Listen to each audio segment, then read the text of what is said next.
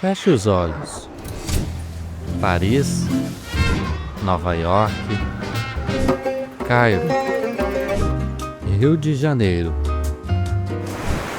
Florianópolis, Santa Catarina. Quando alguém fala, eu sou de Santa Catarina, as pessoas vão ver a imagem da Ponte Hercílio Luz. 100 anos e ela continua ali, não apenas como obra, mas como a imagem que o mundo tem de nós.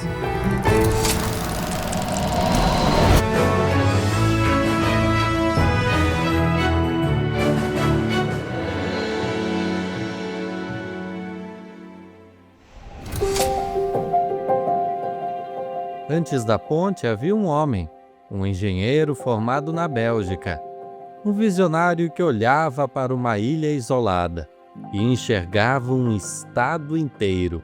E aquela agonia de esperar o barco e depender das marés e tudo mais, ele disse, chega, já é tempo que Desterro, a capital de Santa Catarina, tenha a sua ponte, a sua travessia. Eu vou fazer aqui a maior obra.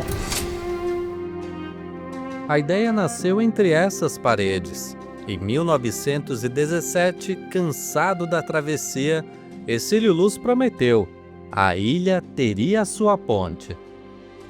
O Hercílio Luz era realmente um visionário. Mas não bastava sonhar, era preciso enfrentar.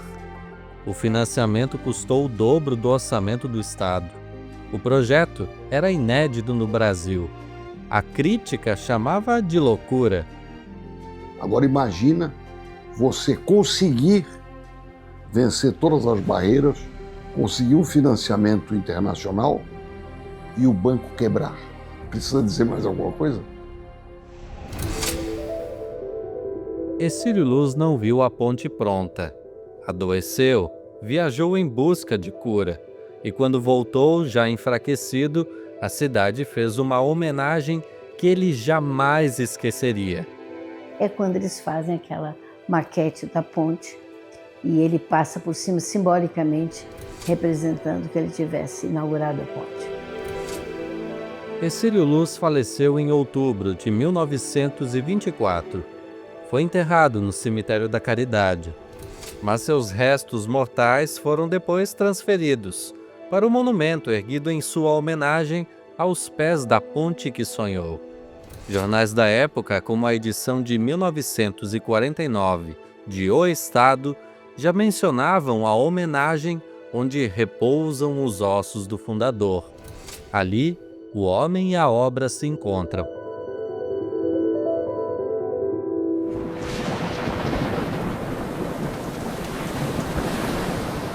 13 de maio de 1926. A ponte é inaugurada sob chuva e vento sul. Quem descer a fita não é Hercílio Luz. É o general Antônio Vicente Bulcão Viana, que assumiu o governo após a sua morte.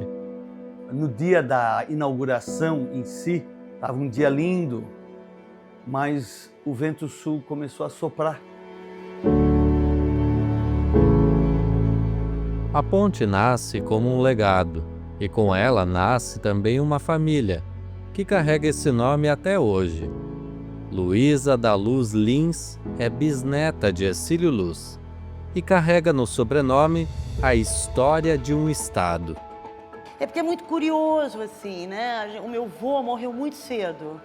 Ele morreu, eu não era nascida ainda. Ele morreu quando a minha mãe estava grávida da minha irmã mais velha. Então a gente acabou não convivendo tanto. E volta e meia, quando alguém pergunta e a gente fala que a gente é bisneta do Hercílio Luz, as pessoas levam um susto. Porque hoje em dia Hercílio Luz é uma ponte, é o aeroporto, né? Então quando você fala um grau de parentesco, não, é o meu bisavô, dá uma outra dimensão para o nome histórico. Então minha mãe sempre falava, olha, quem idealizou essa ponte foi o meu avô. Então, pra gente isso foi uma coisa sempre de muito orgulho e curiosidade, né? Como assim? O sobrenome Luz também acompanha Roberto Paim, sobrinho bisneto de Hercílio, que por 50 anos viveu em São Paulo e nunca deixou de ser questionado sobre o nome.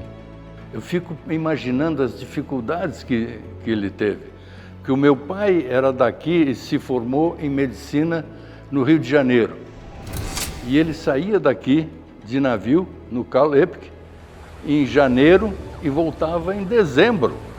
Assim ele fez o curso todo no Rio de Janeiro, 6 anos, indo e voltando todo ano, que não dava para voltar 2 vezes por ano. Imagino na Bélgica. Eu acho que tem uma qualidade, uma característica dele, né, de ser uma pessoa idealista, uma pessoa que resolve fazer uma ponte para ligar de um lugar ao outro, uma ilha, um continente, mesmo sem dinheiro, num primeiro momento, né? Eu acho que isso mostra uma pessoa muito persistente, muito idealista, muito fazedora. O idealismo de um homem que ainda pulsa nos que carregam seu nome.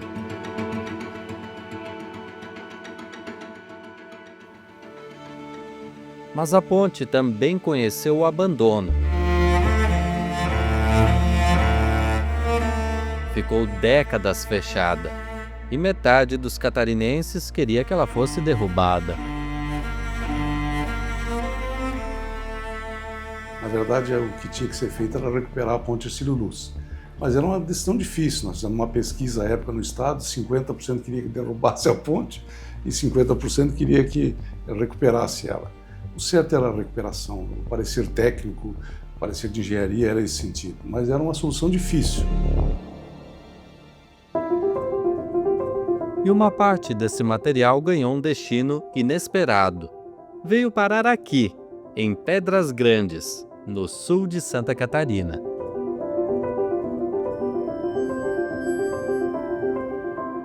Treliças originais da ponte viraram cobertura. Tubos da restauração viraram ancoragem. E o aço que já cruzou a Baía de Florianópolis, hoje sustenta pontes do interior. Parte do material foi usado na construção de 37 pontes rurais, como essa daqui, sobre o Rio Tubarão, ajudando agricultores a atravessar os rios e acessar as propriedades. 80% do material utilizado é material original, são treliças originais da ponte, e também os tubos que a gente tem aqui ancorando o pavilhão é utilizado na estrutura que ancorou os andaimes para os trabalhadores fazerem a reforma. Mas muitas outras peças, como aqui a homenagem que fizemos ao tropeirismo com fogão trempe, a roda d'água aqui no centro da cidade também, que a gente está terminando agora, que faz uma grande homenagem aí à indústria do passado, e no Parque Casa dos Arcos, né? Fizemos um 14 bis, construímos também uma ponte arqueada, uma grande pirâmide, a maior do estado de Santa Catarina, com vigas originais da ponte.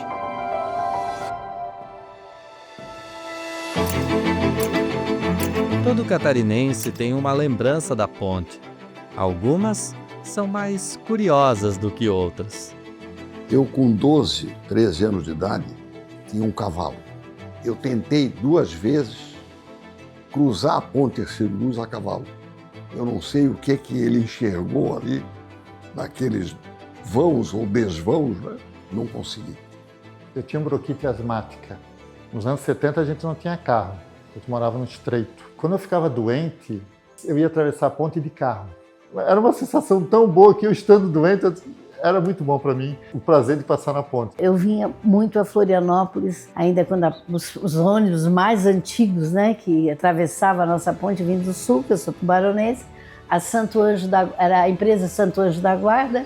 Quando o ônibus entrava na ponte, fazia aquele barulho, eu abria a janela e o vento entrava assim, parecia assim, cheguei. A ponte é uma coisa muito mágica, né? Foi a ideia de uma pessoa visionária que quis fazer uma coisa e fez tudo para que essa coisa acontecesse.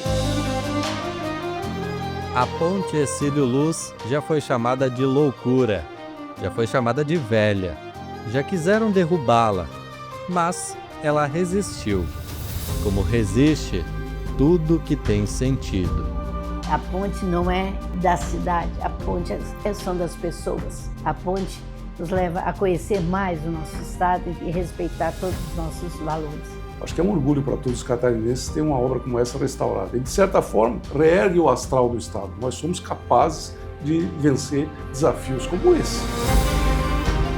Hercílio Luz sonhou uma ponte, construiu um símbolo. E hoje, 100 anos depois, o que ele fez não está só no aço. Está na memória, nas histórias que se contam, nos olhos de quem para e olha. A ponte não é só de Florianópolis, é de todos os catarinenses. E de todos os que, ao atravessá-la, levam um pedaço dela consigo.